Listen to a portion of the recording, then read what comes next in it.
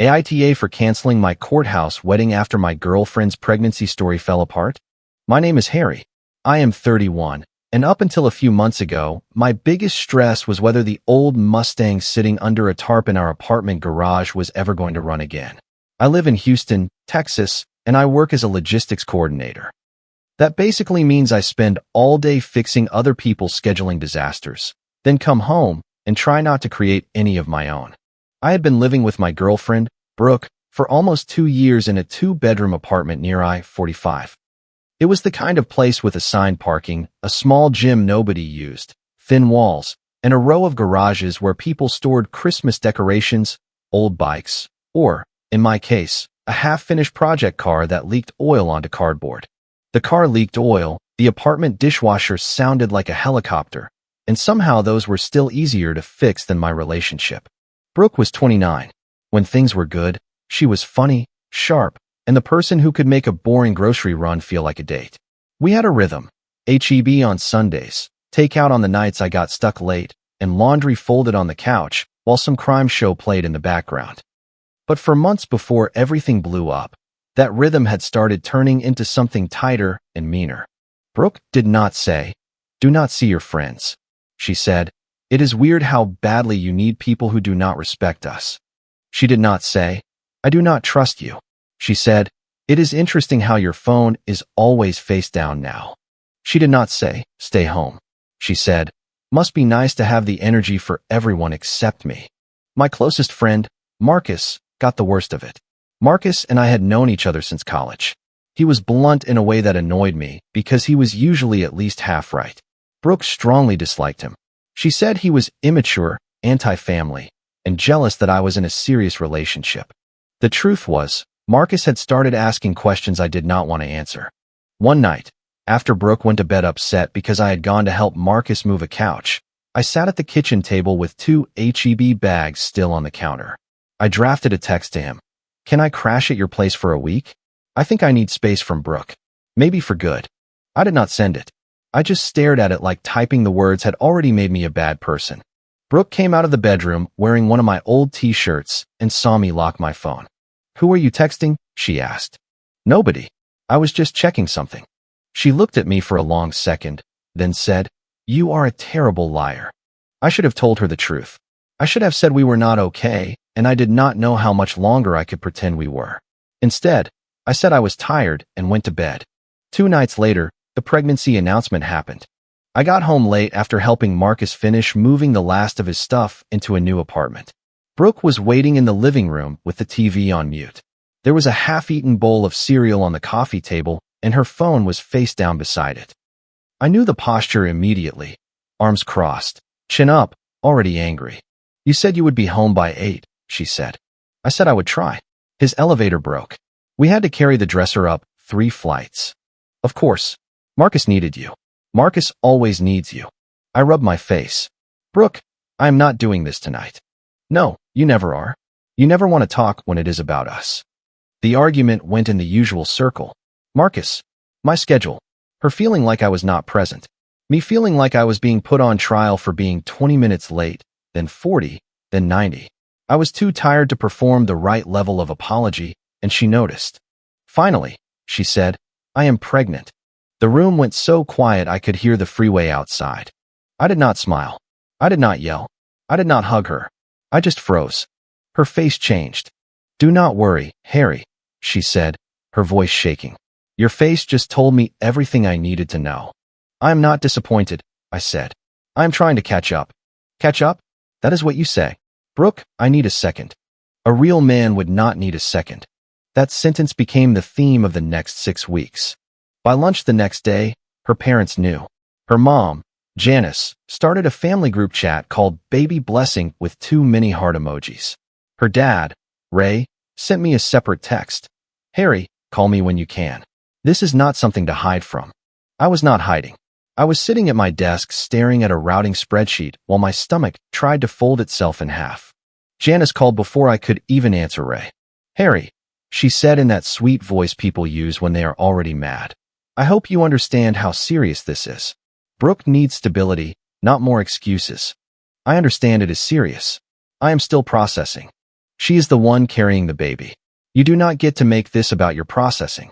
By that evening, Brooke was talking about marriage. I said, we do not have to decide everything this week. We can make a plan. Doctor first, budget, then talk about what makes sense. She stared at me in disbelief. So you want people counting months at a wedding? People who? Everyone. My family. Your family. People are not stupid. We are adults. Then act like one. I told myself I could be scared and still be decent. So I stepped up. Or at least I tried to. I made a Google sheet labeled baby fund. I listed rent, utilities, groceries, medical costs, diapers, formula, and daycare estimates that made me feel like I needed to lie down. I took overtime shifts at work and ate vending machine dinners at 9 p.m. in the break room. I stopped ordering lunch and started packing turkey sandwiches that got smashed in my bag. And I sold the Mustang. That car had been my project for 4 years. It was not pretty. It had mismatched seats, a missing interior panel, and an engine problem I kept pretending was 1 weekend away from being solved.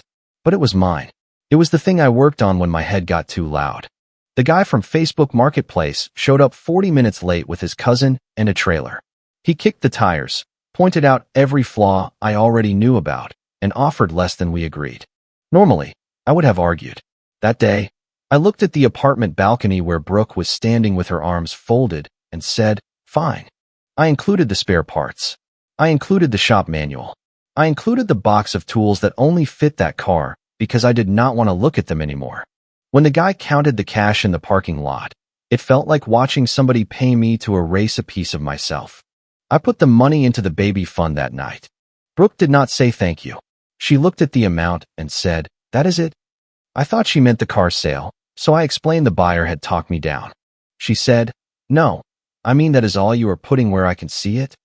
That was the first time she asked for full access. We should just combine everything now, she said. Your paycheck, mine, savings, all of it. We are about to be a family.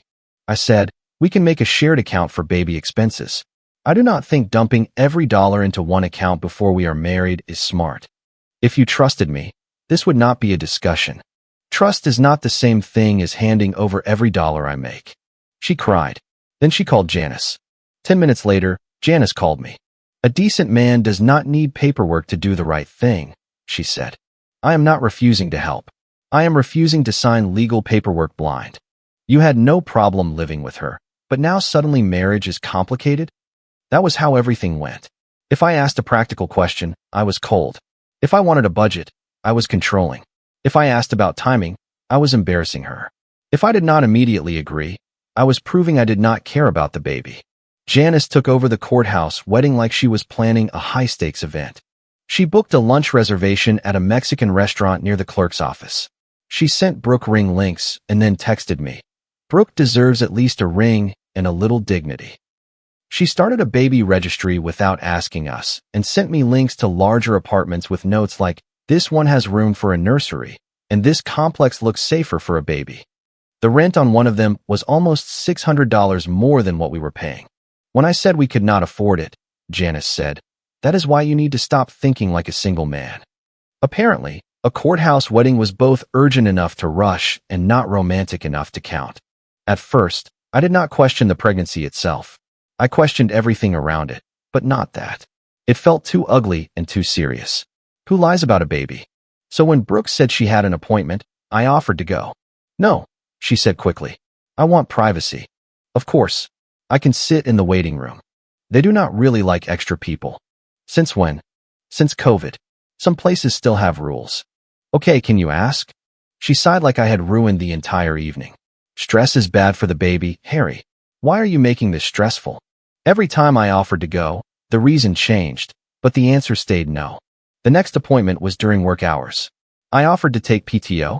She said the doctor preferred only the patient at early visits.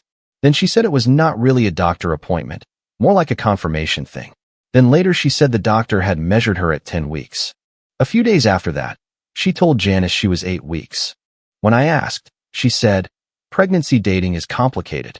You would not understand. She was right that I did not understand. So I tried to learn. I read about prenatal visits while eating a sad bag of pretzels from the vending machine. I learned about estimated due dates, blood work, patient portals, appointment summaries, and ultrasound dating. I was not trying to catch her lying. I was trying to make the truth stop wobbling. Around then, Marcus asked me to meet for coffee. I almost did not go. Brooke had been giving me the silent treatment for 2 days because I said I wanted to wait on signing a new lease until after the courthouse wedding. But Marcus texted me, "Bro, 10 minutes. I will not even say I told you so yet." We met at a coffee shop off Westheimer. He looked tired, like he had been rehearsing how not to make me defensive. He failed immediately. "Have you seen proof?" he asked. I stared at him. "Nice to see you too." "I am serious." "Test. Appointment reminder? Portal message? Anything. She is pregnant." I did not ask what she said. I asked what you have seen. I got angry because anger was easier than fear. That is a messed up thing to say about a baby. Marcus leaned back. "I am not saying it about a baby. I am saying it about Brooke." "You hate her." "No, man. I hate what you turn into around her. There is a difference." I started to leave, but he said one more thing. "Responsibility without proof is just a leash." That sentence followed me all the way home. Brooke found the coffee receipt in my car cup holder. I still do not know if she was looking or if I was just that unlucky. "You met Marcus?" she asked. "For coffee. After I told you how I feel about him." "He is my friend." "He is turning you against your own child." He asked normal questions. Her face hardened. "Do not come home if you are just going to interrogate me again." Then came the crying. Then came the hand on her stomach. Then came, I can feel my heart racing. "Do you even care that stress is bad for the baby?" She did not have to ban me from seeing Marcus. She made seeing him feel like a massive betrayal. A week later, after I asked again if I could come to the next appointment, Brooke texted me an ultrasound picture. It came through while I was at work. Grainy black and white. Cropped tight. No name. No date. No clinic. Just the image. Under it she wrote, "There." Since apparently my word means nothing. I sat at my desk staring at it for a long time. I wanted that picture to make me feel better. Instead, it felt like a receipt with all the important parts torn off. I replied, "Thank you. Which clinic was this from?" She did not answer for 3 hours. Then she wrote, "I forgot to ask for the printed one. They just let me take a pic. Why are you still picking at this?" I typed and deleted 6 responses. Finally, I wrote, "I am trying to understand what is happening." She replied, "What is happening is you are ruining this for me." The next day, I talked to Elena in HR.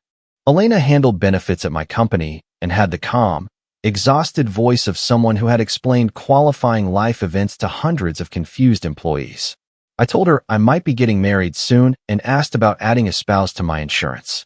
She walked me through it. Marriage certificate, enrollment window, documentation, dependent eligibility, plan timing. Then she paused. "Is there a baby involved too?" I said yes. "Then you will have separate documentation after birth, obviously. But for now, do not make changes based on assumptions. Benefits are paperwork. Marriage is paperwork. Babies come with paperwork too." I gave a weak laugh. She looked at me over her glasses. "Before you make any changes, make sure you are making them based on paperwork, not pressure." That sentence stuck with me harder than it probably should have. That night, Brooke said she could not log into the patient portal. "It keeps saying my password is wrong," she said, not looking up from her phone. "Reset it." I tried. "It does not work." "Call them tomorrow." "Why are you obsessed with this?" "Because we are getting married in less than 2 weeks and I am about to change insurance, housing, finances, everything. I need basic information." She threw her phone onto the couch. "I cannot believe you are making me prove this like I am some stranger." I said carefully, "I am not asking for your whole medical history. I am asking for proof that the life-changing thing you are demanding I act on is real." Her eyes went flat. "So you think I am lying?" I did not answer right away. That was answer enough. She slept on the couch that night and made sure I heard her crying. The next morning, I did something I should have done earlier. I saved everything. Not in some dramatic folder called evidence. Just dates. March 14th, 2026 texts. March 18th, 2026 ultrasound. March 22nd, 2026 lease. Screenshots of Janice calling me selfish. Screenshots of Brooke saying I did not care about my child. Payment records from the baby fund. The appointment confirmation email from the courthouse. The lease application that still had unsigned sections. The registry Janice made without asking me. For once, I did not fuel the argument. I just quietly gathered the facts. Then I reverse searched the ultrasound image. I expected nothing. Honestly, part of me hoped for nothing. I wanted to feel stupid for doubting her. Instead, I found the same image on an old parenting forum from years earlier. Same angle, same crop marks, same little blur on the left side. My hands did not shake. That was the scary part. Something in me had already known. I sat at the kitchen table for almost an hour while the dishwasher did its helicopter routine and Brooke slept in the bedroom. I felt cold in a way that had nothing to do with the air conditioning. The next day, I called the clinic Brooke had named once during an argument. I did not ask for her records. I did not try to get private information. I just asked the receptionist general questions. Did they send ultrasound images by text? Did they do walk-in prenatal scans? Could partners attend appointments? The receptionist sounded confused. We do not send ultrasound images that way, she said. And we do not do walk-in prenatal scans. New OB patients schedule through intake. Partners can usually attend unless there is a specific restriction. That did not prove Brooke had never been there. But it proved the story she gave me did not match how the place worked. 2 nights later, Brooke mentioned a different clinic. She said, "My doctor at Bayview said stress can affect blood pressure." I looked up from the sink. "I thought you were going to Green Hollow." She froze for half a second. "Bayview is where the scan was. Green Hollow is where the doctor is." "You told me Green Hollow did the scan." "No, I did not. You are twisting things." I dried my hands slowly because I did not trust myself to move fast. "Okay," I said. "Then send me the appointment confirmation from either one." She laughed, but it had no humor in it. "You are unbelievable. No marriage license signing, no insurance changes, no shared lease, and no joint account transfer until I see basic documentation. Appointment confirmation, clinic name, something with your name on it. You care more about paperwork than your child. I can be responsible without being reckless. My mom was right about you. Maybe, but I am still not signing anything blind." That was when Brooke changed tactics. She told Janice I had accused her of faking the pregnancy. Janice exploded. She texted, "Harry, I hope you are proud of yourself." Brooke is sobbing. "A decent man does not demand receipts from the mother of his child." Ray texted too. "Harry, this is not the time to be clever.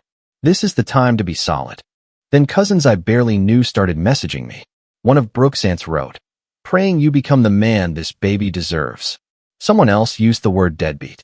The word deadbeat started showing up before there was even a confirmed baby for me to supposedly abandon. I thought about calling the courthouse and canceling right then, but I did not. I wanted to give Brooke one final chance to tell the truth before the public part happened.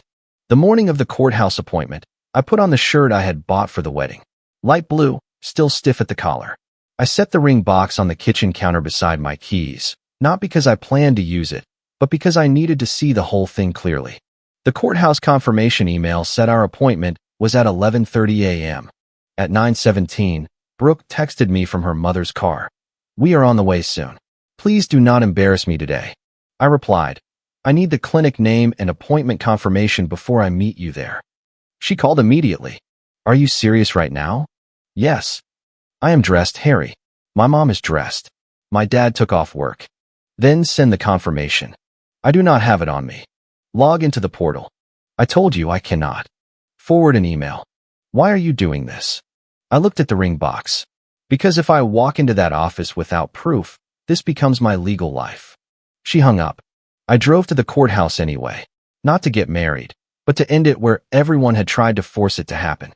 Brooke was standing outside near the security line in a white dress that looked more like a graduation dress than a wedding dress. Janice had a folder tucked under her arm. Ray stood behind them in a short-sleeve button-down, looking like he wanted to disappear into the concrete. Janice saw me and marched over. "You can fix this right now by walking inside," she said. I said, "No, I can stop making it worse by not walking inside." Brooke's eyes were red. "You are humiliating me. I am asking for one normal thing before signing legal documents." Janice snapped. "A decent man does not need paperwork to do the right thing." I looked at Brooke, not her mother. "Clinic name. Appointment confirmation. Anything with your name on it. Right now." Brooke started crying harder. "I cannot believe you would do this here. You chose here. I asked at home. I asked calmly. I asked for days." Ray finally spoke. "Harry, maybe this conversation should be private." "It should have been," I said. But I have been called a deadbeat by half your family for asking whether there is even a confirmed pregnancy. Janice's face went bright red. You are humiliating my daughter in front of everyone. I said, I am not marrying someone who uses a pregnancy as a password to my entire life and then refuses to prove the pregnancy exists. Then I walked inside, went to the clerk's window, and canceled the appointment. The clerk did not ask questions. She just clicked a few things and said, You are all set. That was it. No thunder. No movie moment. Just a woman behind glass canceling what could have severely impacted my life with 3 keystrokes. I was not getting cold feet. I was finally getting clear eyes. Brooke did not ride home with her parents. She got in my car without asking and slammed the door so hard the dashboard rattled. Neither of us spoke until we got back to the apartment. Inside, the place looked painfully normal. H-E-B bags on the counter from the night before. A baby registry printout Janice had left on the coffee table. My work shoes by the door. The ring box in my pocket, heavy as a rock. Brooke stood in the middle of the living room and said, You were already leaving me. I stopped. She wiped her face with the back of her hand. Do not act shocked. I saw the text. The one to Marcus, asking if you could stay with him. My throat tightened. You went through my phone? That is what you care about. Brooke, you were going to leave me, she said again. I knew it. I could feel it every time you looked at me. I said, very quietly, So you invented a child? She flinched like the words had hit her. For a second, I thought she would deny it. She always denied. She always twisted. She always turned questions into proof that I was cruel. But she was tired. The courthouse had stripped the performance down to nothing. I did not think it would go this far, she said. I had imagined that if the truth came out, I would yell. I would throw something. I would demand how she could do that to me, to our families, and to some imaginary baby I had already started making room for in my head. Instead, I just stood there. There was never a pregnancy, I said. She looked at the floor. Say it. No. Say it. She whispered. There was never a baby. The words should have brought relief. They did not. They brought grief, sharp and embarrassing, because I had spent weeks being terrified about a future that never existed. I lied because you were already leaving me, she said. You do not get to act innocent. I was thinking about leaving because we were miserable. You answered that by manipulating the situation to keep me. I just needed you to stop looking at me like you were done. And how was this supposed to end? She did not answer. Because there was no answer. There was only more pressure, more paperwork, more money, and more lies until I was legally tied to someone who thought panic was a reason to destroy my choices. That night, I slept on Marcus's couch. He did not say I told you so. He opened the door, looked at my face, and said, Guest blanket is clean. You want tacos or silence? I said silence. Maybe tacos later. Good plan. The next few days were purely practical. I withdrew from the larger apartment application because the signatures had not been completed. I moved the baby fund into an account only I controlled. Every dollar in it had come from my overtime and the Mustang sale, and I kept records of that too. I canceled the registry links I had access to. I packed clothes, documents, chargers, and the coffee mug from work that Brooke hated because Marcus had given it to me. The hardest part was not leaving Brooke. It was accepting that the future I had been grieving had never existed. Brooke moved in with her parents by the end of the week. Or, more accurately, Janice arrived with Ray and a stack of plastic storage bins and took charge of the move like Brooke was the victim of a natural disaster. I stayed out of the way. I did not argue. I did not call her names. I did not tell Janice what her daughter had admitted. At first, I was willing to let Brooke be embarrassed in private. She decided I needed to be called out in public. The posts started vague. Some men will abandon their responsibilities and still sleep at night. Then Janice commented with prayer hands. Then Brooke posted, protecting my peace and my baby from someone who only wanted control. That one spread. Mutual friends texted me screenshots. A cousin of hers messaged me. You sold your car for clout, but could not show up as a father? Gross. I did not respond online. I called an attorney named Derek Sloan, a guy recommended by someone at work. Derek had the calmest voice I had ever heard. He asked one question first. Has she made false statements in writing? Yes. Do not argue online. Preserve the statements. I sent him screenshots, dates, texts, the ultrasound image, and the public forum where it appeared years earlier. Brooke's messages refusing to provide documentation. The clinic contradictions. The courthouse cancellation. The text after the courthouse where she wrote, "I only said it because you were leaving, and you know that." Derek said, "The goal is not to embarrass her.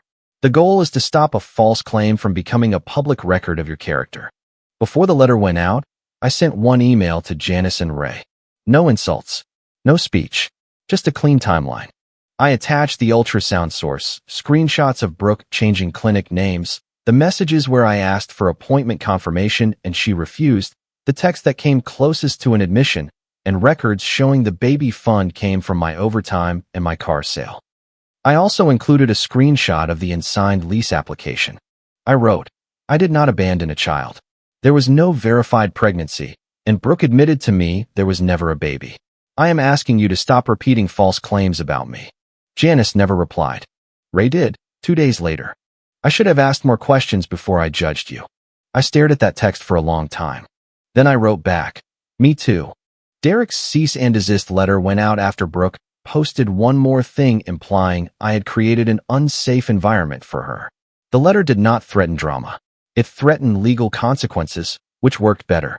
The posts came down within 24 hours. The family group chat went silent.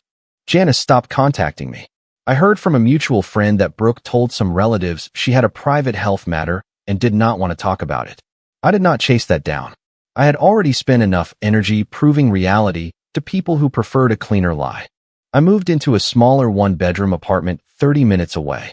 The kitchen was tiny, the water pressure was weird, and the parking lot had exactly zero charm. But the first night there, I sat on the floor eating tacos from a paper bag with no TV set up yet, and the silence felt safe instead of lonely. I missed the Mustang. I missed having a garage that smelled like oil and metal. I missed the version of myself who thought a Saturday under the hood could fix anything if I had enough patience. But I missed myself more. Marcus helped me move the last boxes. He found the old coffee mug wrapped in a towel and held it up. "You kept this." Brooke hated it. "Then it belongs in a place of honor." He put it on the kitchen counter like it was a trophy. A few weeks later, I bought a small set of used tools from a guy in Pasadena. Nothing fancy. No car to use them on yet. Just a socket set, pliers, a work light, and a toolbox with a dent in the lid. It felt ridiculous how much better I felt carrying them into my apartment. I do not regret preparing for fatherhood. If there had been a baby, I would have shown up. I would have kept working overtime, figured out insurance, learned how to install a car seat, and probably still been terrified every day. What I regret is confusing guilt with love for as long as I did. Brooke knew exactly which button to press. Responsibility, decency, manhood, family. She used words that mattered to me and turned them into a cage. And for a while, I helped her build it because I was afraid that asking for proof made me cruel. It did not. Asking for proof before changing your legal, financial, and personal life is not abandonment. It is basic survival. I lost the car. I lost money. I lost a relationship I had already been mourning before I admitted it. But I did not lose my name, my future, or years of my life to a lie that was never supposed to be questioned. And the next time someone tells me stepping up means handing them the keys to my life, I am going to ask exactly where the road goes first. If you like the stories, don't forget to leave a comment and support the channel by subscribing. See you in the upcoming stories.